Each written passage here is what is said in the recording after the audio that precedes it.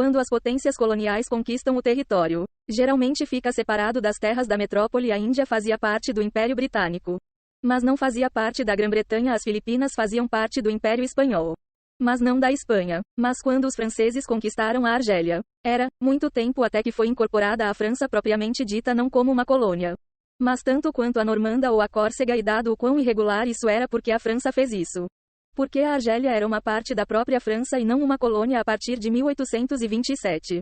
Esta região era conhecida como a Regência de Argel, que oficialmente era um estado fantoche otomano, mas realisticamente era independente. Durante as guerras napoleônicas, os ânimos fugiram e o rei Charles X bloqueou o país para fazer com que seus líderes se submetessem. Eles não o fizeram. Esse problema foi bem cronometrado para o rei Charles, que estava com alguns problemas em casa e, portanto, para desviar a atenção dele, ele ordenou a invasão de a região. As forças armadas de Algas foram derrotadas rapidamente, mas a resistência de estilo de guerrilha continuaria muito tempo depois. Caso você esteja se perguntando, esta expedição fez pouco por Charles, já que ele partiria logo depois. Mas seu sucessor, Louis Philippe, supervisionaria a conquista dessas terras até 1848, que foi um ano em que coisas boas aconteceram. Uma dessas coisas foi quando o rei Louis Philippe foi desmembrado e a Segunda República Francesa foi proclamada. Uma nova Constituição Republicana foi redigida, o que proclamou de forma importante que essas áreas na Argélia eram anteriormente parte da França. A principal razão para isso foi que os criadores da Constituição estavam preocupados que a instabilidade em curso na França pudesse acabar perdendo-os. Governar pode colocar-se contra o governo se houver outra revolução. Como tal, foi dividido em 3 secções administrativas e formalmente parte do país, e seria de esperar que, como parte integrante desta nova república, os argelinos tivessem os mesmos direitos como qualquer outro francês.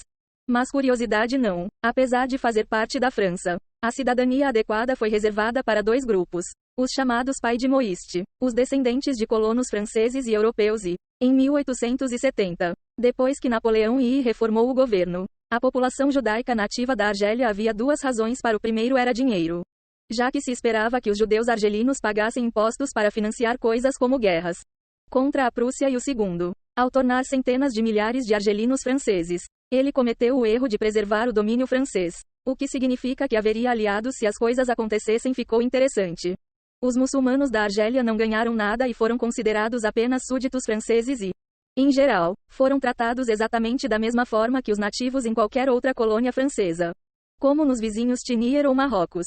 Então, o que mudou bem o processo de França perdendo a Argélia foi lento. Não houve tentativas de aplacar ou ajudar os muçulmanos nativos da região até que ficou claro que havia o risco de perder a Argélia para sempre. Acreditava-se que os ideais da Revolução Francesa e a superioridade da cultura francesa eram tão óbvios que a população nativa assimilaria lenta mas seguramente e se tornaria francesa. Chocantemente, isso não aconteceu. Mas depois de 2 guerras mundiais, a população francesa quis reconhecer as contribuições dos argelinos para as guerras. Assim, em 1947, o governo francês deu a cidadania e assim direitos de voto aos muçulmanos na Argélia. Tarde demais para nada disso. Embora, como muitos dos que viviam lá queriam que os franceses fossem embora e então era hora da guerra, os franceses lutaram incrivelmente para manter a colônia, pois não queriam abandonar a ideia de sua missão civilizadora, nem quis aceitar que não podia defender os franceses que vivem na Argélia. O problema é que as balas não se importam com o seu orgulho, e quando o número de mortos começou a subir, ficou claro que a França não aguentaria o